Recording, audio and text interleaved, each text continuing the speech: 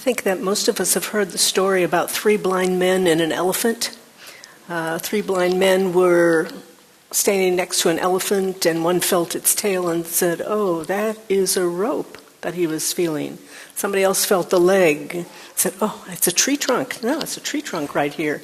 And somebody else felt the trunk and said, "It's a huge snake." Three blind men and an elephant. And it just occurred to me, it's occurring to me that I think in some ways we are like the three blind men. That is, we have areas where we don't see clearly, don't understand quite what it is that's right in front of us. And in another way, I think that we're not like the three blind men, because the three blind men didn't know that they were only viewing part of the picture. I think we recognize areas of confusion and when we're not seeing clearly. We kind of know, hey, this probably isn't the whole thing. I think there are a lot of areas in our practice as we go along on this spiritual path where we are confused. And I thought tonight it would be might be useful to just identify some of these areas with the idea that maybe throwing light on them by maybe talking about them for a few minutes or bringing them into perspective. I wanted to really divide this into two very broad areas, this discussion tonight. One is external areas, that's what I'm going to call it. You'll see what I mean by that in a minute. And the other is internal areas of confusion, of understanding. And the external areas, and I'm going to just talk about a few that and it may ring a bell with you, maybe it won't. But the first thing I think that can be confusing is the fact that the spiritual journey, regardless of the path, whether it's an interior path, an inner path, whether it is in the Buddhist tradition or any other, it's about mystery. It's about something that's boundless. Now, is that confusing or what? I mean, the mind really wants to know, what do you mean boundless? Can we conceive of boundlessness? Not really. By its nature, it's confusing, and the mind doesn't like to be confused. So that's one aspect of it. And not only is it boundless, but the authentic spiritual path can express in just countless ways, innumerable ways. Mind doesn't like that either. We would like to have a real handle on it. We want to know, this is what it is, and we'd also kind of like to know, this is right. And maybe those aren't so right. But that's not the case either. There are many numbers or ways that the spiritual path can authentically express. And you might say people throughout history have tried to put it all down in words because we feel comfortable with words, and words can't do it. Words can never express the boundless mystery of it, or only express it in one way and be right. So what do? As human beings, I don't mean us particularly, although we may, and that is sometimes we argue and say, this is the right way, or that isn't. Or there are others, and I think maybe people like this, who get so scared by this whole thing, the hugeness of it, that they just ignore, and go for certainty, and go for mine is right, whether it's an inner path or an outer path. So people either can argue about it, they can ignore it, or they can be like us. If you're sitting here in this room, I'll say all of us, and that is just kind of hang out there and be confused sometimes and kind of understand at other times. And with regard to the Buddhist path in particular, the same things happen. The same things do happen. And I would like to say, as I begin to speak about the Buddhist path and maybe some areas possibly of confusion, that here at IMCC, we're not primarily about becoming Buddhist. That's wonderful. If you wish to become a Buddhist, and really identify with Buddhism and take that path, that is fine. And if you don't, that is fine. Because in fact, and I think all of us who've been here for any length of time will find that the Buddhist practices support us, whatever our formal affiliation may be, whatever it may be. We here at IMCC are rooted in the Theravadan Buddhist tradition. And it has occurred to me, I'd like to ask, is anybody here not quite clear as to what the Theravadan Buddhist tradition is? Can you raise hands? That's what I thought. Lots of people. Right. All right, we've heard that word sometimes. Well, what really does it mean? I thought, I'm going to give you a thumbnail overview. Really thumbnail overview. And first say that there are three major Buddhist traditions. The first, and I put it first because historically it is closest to what the Buddha taught, is the Theravadan tradition, which we represent, which we are rooted in.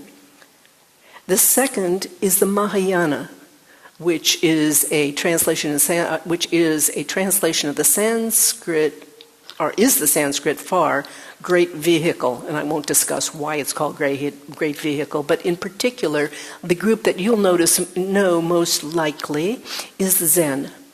The Zen are in the Theravadan Buddhist tradition. Thank you.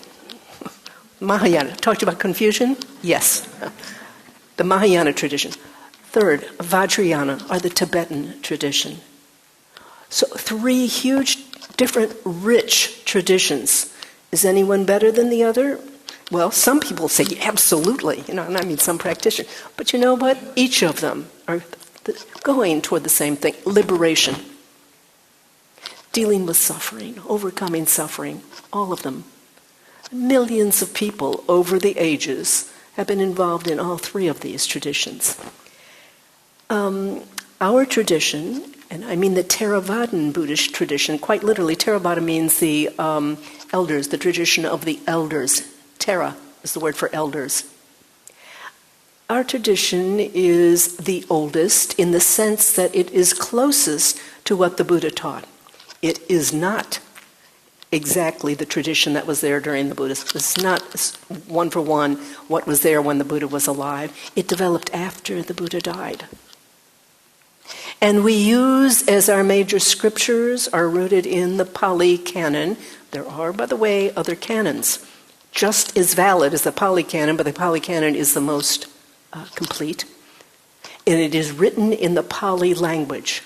The Pali language is a written language. It was never a spoken language. This is not the language the Buddha taught or anyone else did. There were a variety of dialects that were all very close to each other, being discussed, that were used as verbally in the day of the Buddha, called Prakrit. And Pali was written down later on. There was no writing during the Buddha's era. And it became one of those Prakrit languages simply put down into writing. So it was written, not spoken. The name of our group is IMCC, the Insight Meditation Community. And I've got to say that only represents a fraction of what we actually teach, insight meditation. And we need to really be kind of clear about that. Theravadan Buddhism was about a whole lot more than insight meditation. And so what's insight meditation? Well, another word for it is vipassana, another Pali word. Vipassana means to see things clearly, to see things as they are. And that's what we do. We use the tool of mindfulness as we practice vipassana. You all know that. You've heard it a zillion times if you've been here for any length of time, and we heard it again tonight, in which you simply are aware of some object, whether it's your body, your breath, suffering, whatever it is. I won't try to explain it more because you've heard it, many of you, a lot, and you practice it. Vipassana, the result of practicing vipassana is insight. What is an insight? An insight is a direct understanding. That happens like that, not intellectual. And I know many, many of you have experienced insights, many insights. That's what we do when we practice. When we practice mindfulness, vipassana, we are making ourselves, you might say, fertile ground for insight. And so that's how these things are connected. However, we talk about a lot more than vipassana in our tradition. And our tradition is about a lot more than that. I mean, as you know, loving kindness, compassion, the other heart practices, the virtues, and like generosity, and so many other things. Particularly, and the Buddha talked a lot about the interdependence of things. He talked about no self. He talked about freedom. All of these things are part of the Theravadan tradition. So not to think when we talk about, say, Insight Meditation Community of Charlottesville, that we mean only insight meditation. There's just a vast amount that this tradition, goes into this tradition. So I thought I'd say that, because I had a feeling that a lot of people really weren't clear about, well, what does that mean, Theravadan tradition anyway? You know, we kind of mumble it under our breath sometimes. We don't too much talk about it a lot. So that's what that is. I think there's another factor, and that's a factor of what I would think we can call coherence. We usually present what we are doing, and we often present it talking about either, some of you have learned, especially if you came through something like MBSR, in terms of mindfulness practice and kindness. This is like the two foundations. And then if you have learned it maybe in a more Buddhist-oriented context, then you might learn it in terms of the Four Noble Truths and the Eightfold Path, which then includes also morality and right view, and we can go all over the Eightfold Path, right concentration, and so forth. This is not, though, what it's all about, because, you know, the Buddha himself was a genius. His mind was bigger than coherence, in a way, of trying to make a coherent, systematic system. There are all kinds of loose edges when it ends, when you start looking at the suttas. You know, it's there, and it's over here, and it's over here. He was a genius. He had a huge mind. He talked, and he geared his talks to the people to whom he was speaking. He sometimes said things in different ways.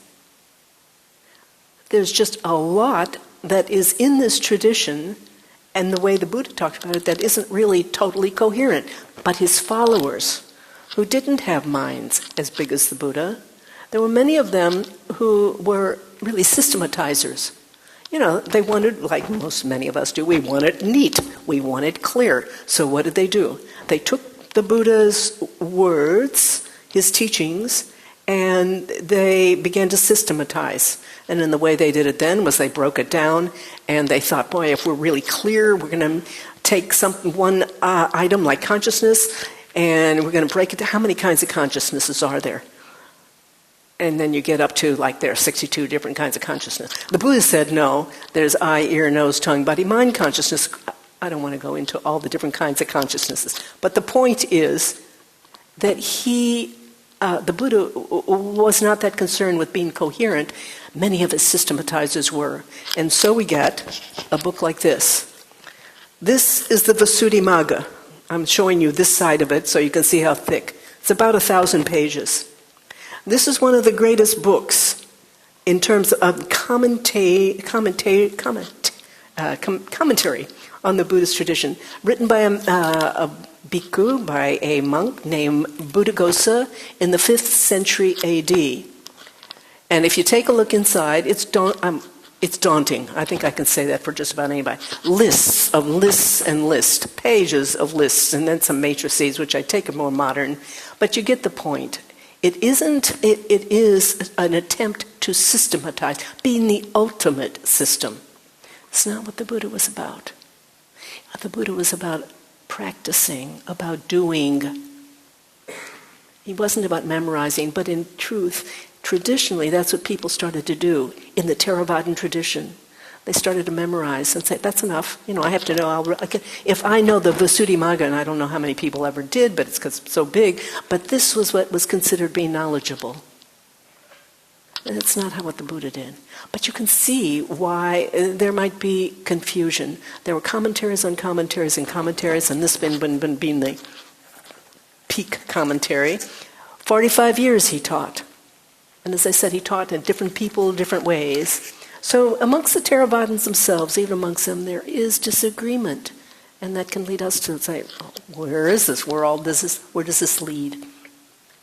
Moreover, the Buddha taught primarily, the bulk of his teaching is on the level of everyday life, what you can call the relative level.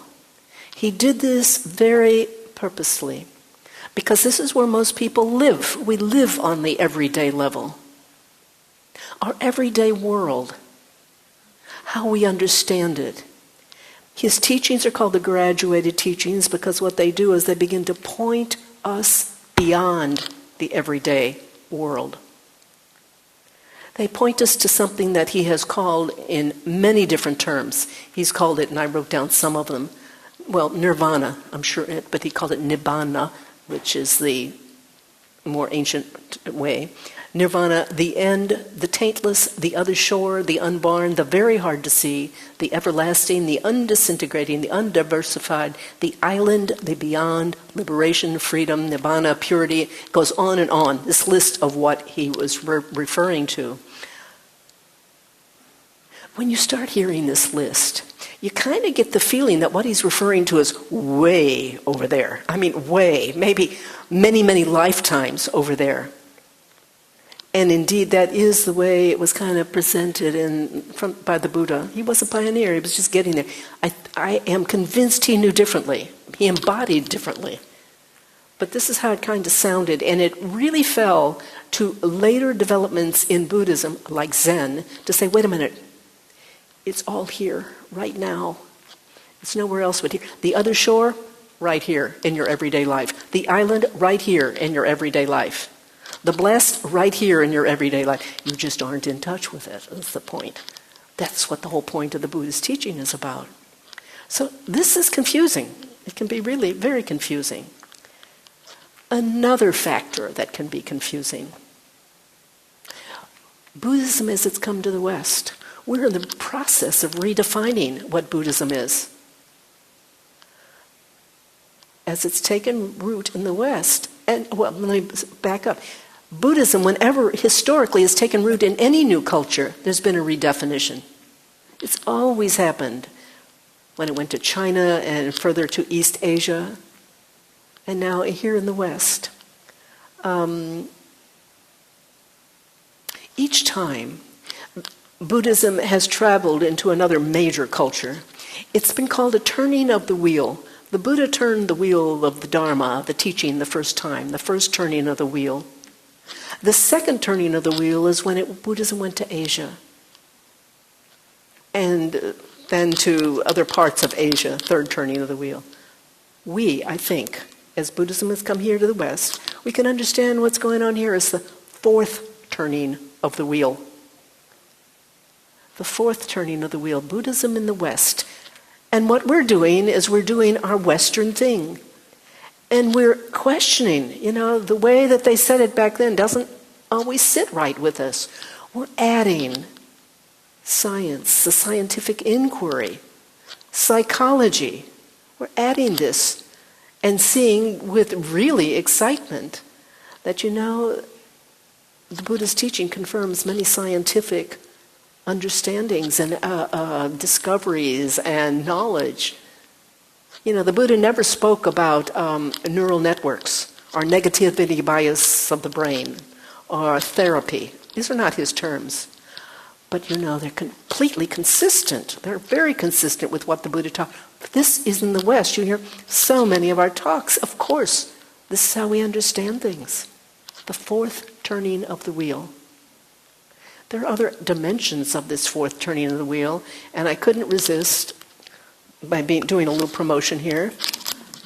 Fourth Turning of the Wheel. It's a book I wrote. It's a historical novel located in the Buddha's era. It's a new art form. It's not been done before. And I think if you stop to think about it, you know that there aren't many books, historical fiction set in the era of the Buddha.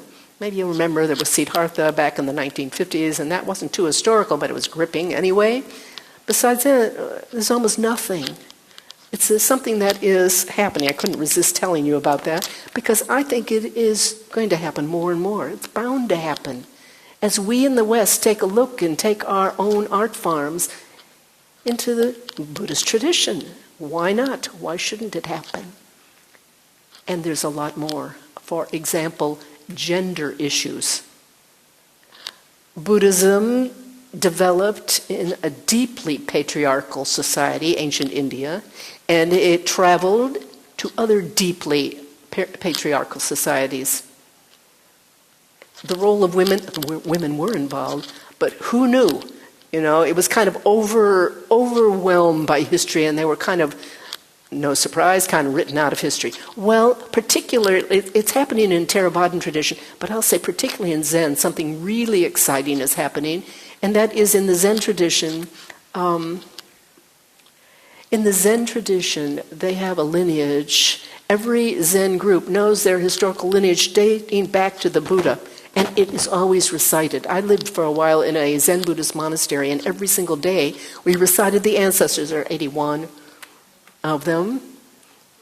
Each one, you recite their name, you kind of got it down eventually, ending with Dio Sho, which means master. So at least, as I said, if you learn Dio Sho, you've got at least 1/3 of it, and then it was the first name and the second. So, Dio Sho. And of all those 81, only one was a woman, and that in the Shasta Abbey where I trained, and that was the last one. And that was Reverend Master G.U. Kennett, who established it. She was a woman. But aside from that, every one of them was male. Now what's happening is that the women, in particular the Zen tradition, have begun researching this, and they have discovered and unearthed, hey, wait a minute, there's a whole bunch of women who were teachers, and in their time they were understood and recognized as teachers. So now they have a women's ancestors document that is being recited, and I brought here.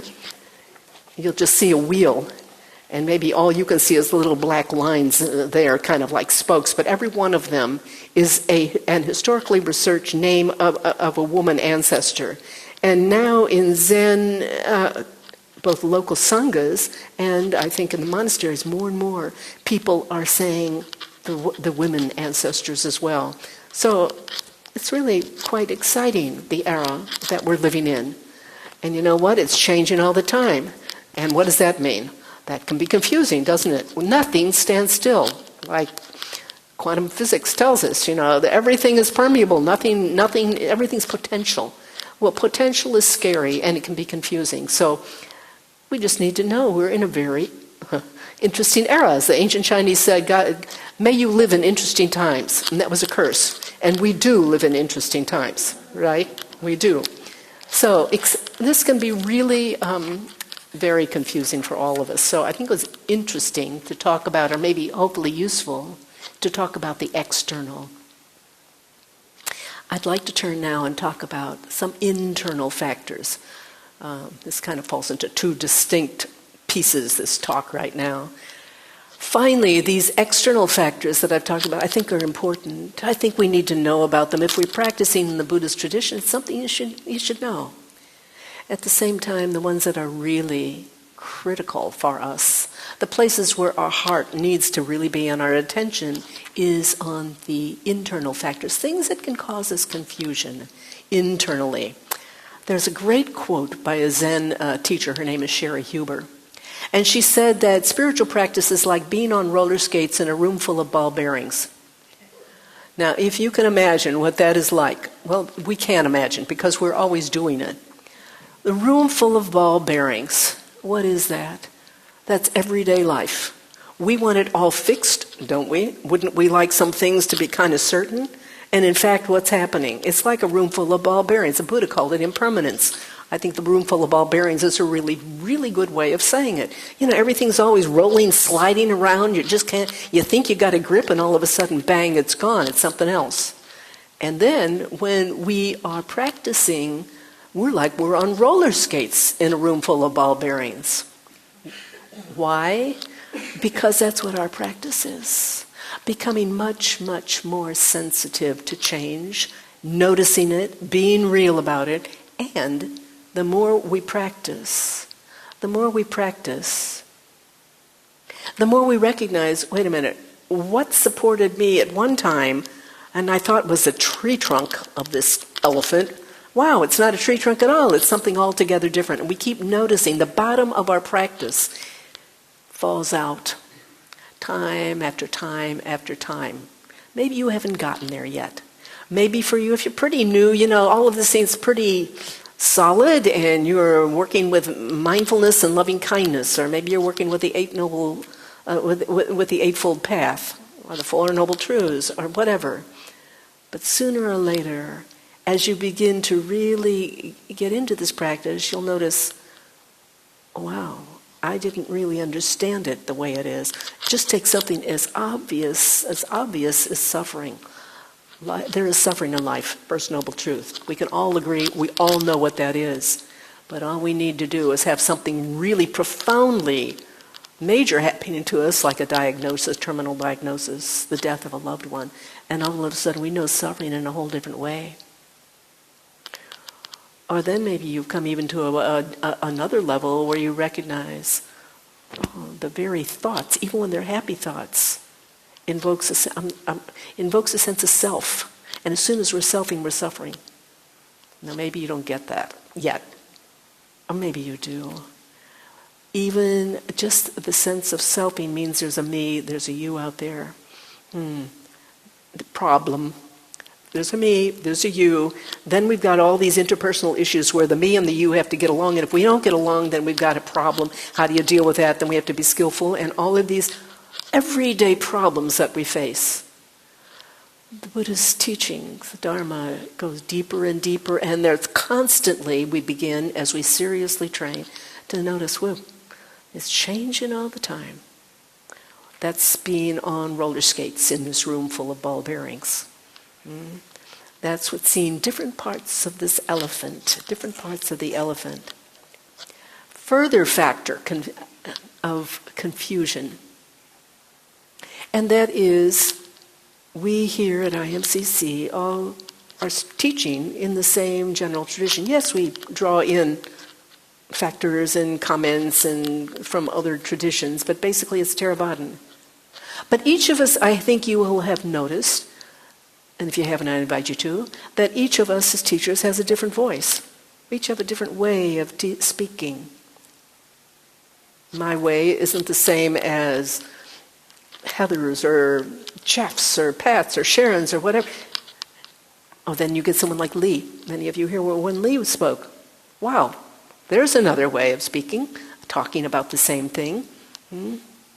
So what maybe what you do is you do an add-on.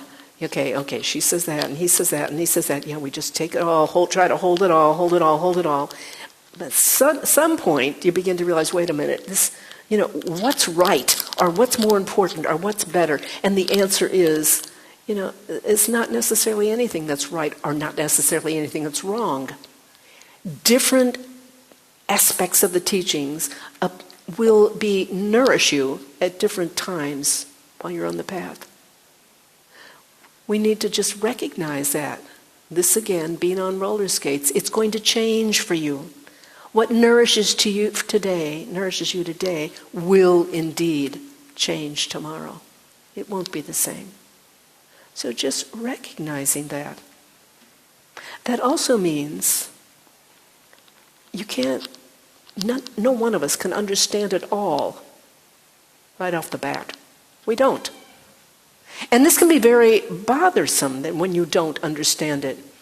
I love what they used to say at Shasta Abbey. This is a Zen monastery where I used to train, and they said, put it on the back burner. If you don't get it now, just put it on the back burner. You have to live into the answers often in this teaching. So don't be just utterly frustrated. You can just let it chew on it, and know that, okay, I'm going to live into it sooner or later. So same tradition, different voices. Confusion. Another aspect of confusion. different traditions, different voices. Within Zen, many of us have practiced in different traditions, right? As I just said, I've been practiced in Zen. Many of you have been maybe in Tibetan, other traditions altogether, maybe some Hindu tradition, whatever. Different voices. Now, this is confusing, right? They say it in so many different ways. What do you do with it all? Well, I would like to suggest there's a great wisdom in trying to stay, at least for a good period of time, with one tradition. Don't just hop around. Shopping leads to confusion. That's what our society is all about, right? Going to the shopping mall, get this and that, and the bright lights and the this and that. It's going to lead on the spiritual path to confusion if you do that right away. I really urge you to stay with one. Really try it out. Get into it. When you are frustrated or don't understand something, not just to hop over to another one. There's no guru in the Theravada tradition, but I want a guru. So I'm going to go over and try a Hindu tradition. I mean, this kind of thing, and I will have to say I have done that. And I feel I've come out pretty good. Nonetheless, I think that it's not the way to start. The way to start is to really focus on a tradition and really get it. And allow your frustration to lead you deeper into it. It's good to have the rug pulled out from under you and to realize that you're frustrated. Which leads me then to say, confusion is good. You have to be wisely confused, let me put it this way. I don't know, maybe I'm confusing you just by saying this, but you need to be wisely confused. It is not wise to be hopping around, this week I'm going to my Zen group and I'll go over to the Hindu community next week, and the week after that I'll come back to IMCC. That's not wise. Stay on one. Recognize where there's areas of difficulty, you can't quite get it. Let it kind of work within you and begin to show itself to you as it will. There will be breakthroughs. That's the wise confusion. That is the way that spiritual growth happens. Through wise confusion. Again, Shasta Abbey, bringing Zen in. They always said, it's good to be bothered by the truth. Being wisely confused.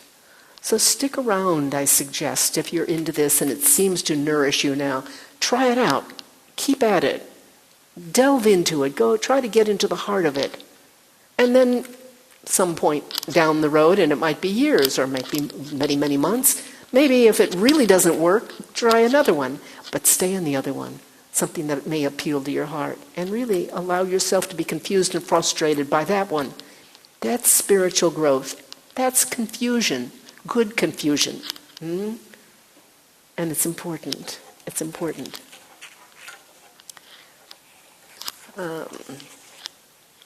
So finally, I wanted to end up, and I can see I just don't even begin to have time to do everything that I wanted to do, because tonight I really wanted us, the whole point was to break up into small groups. I have some questions I'd like us to consider, and there isn't time for it, and I don't know how we'll do that. Maybe the next time I teach, I'll figure it out. But let me just finish up by really saying, finally, another area we can need to recognize if we're not confused, and that is, it's your path. This is your path, with the emphasis on you. Other people are going to say it differently. But finally, it's about your own growth, spiritual growth. And so, I would just say now, as questions that you might want to let work within you, and this is what I'd hoped we could talk about and maybe help throw a light of more clarity on it, is what do you want from the spiritual path? Biggest question. What do you want? Some people just want a little bit of peace. What do you want? Not what does the Buddha say you should have, or not what any teacher or anybody says, but what do you want? Maybe you want to be able to get along a little better in daily life. Or maybe, as the Buddha said, you want to reach the other shore. Or maybe, the other shore sounds awfully far away. How about understanding that the other shore is right here, right now? Does that sound a little different? What do you want? So I invite you to really think about what you want, recognizing that maybe what you want might change in another month, 2 months, or a year. But think into it. Really make this real for yourself. So it's your path. And to follow your path, your journey, it's really important. You need to have trust. And you need to have courage. Trust and courage.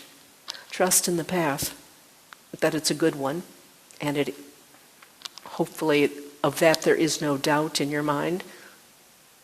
Certainly it's a time-honored path. Millions of people have practiced over more than 2,500 years. And courage. This does call for huge amounts of courage, this path. This is not, for sissies, I guess you'd say. Why not? Because you're going to be brought up time and again against things within yourself that you don't like, that you resist, you don't want to take a look at. And this tradition says, look anyway. That takes courage. Okay, so just a statement by an ancient Chinese master of war, Sun Tzu. He said, you can fight 1,000 battles and win 1,000 victories. And then he went on to say, but the biggest battle and the victory is to know yourself. I'm not quoting, but I'm paraphrasing that last part. Knowing yourself, the biggest battle, the biggest victory. And so I'll say, by the time when the time comes for each of us to die, where do you want to be in terms of your own self-knowledge when your time comes? And if it is you truly want to know yourself, the path will guide you on. But you have to stick with it. You have to stick with it. So, urging you to continue practicing even when you're confused, and to trust. To know that you're going to stumble. We all do. Stumbling is part of the path. Not a problem. Fall flat on your face. Not a problem. Just get up, walk again. So, with these words, I finish, and thank you for listening. Yeah. So, we have 4 minutes. Would anybody like to make a comment or ask a question in these 4 minutes?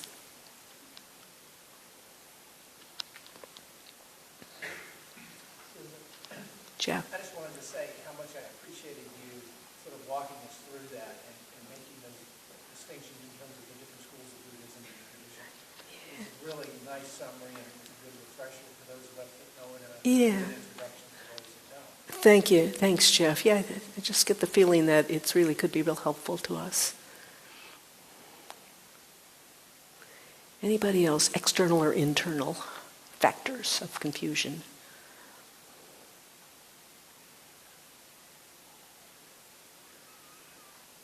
Yes. I also just want to express appreciation for, in particular, going to the root of, what do we really want individually? What do we want?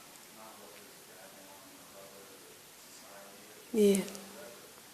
What do we want, and why are we here? And what's that all about?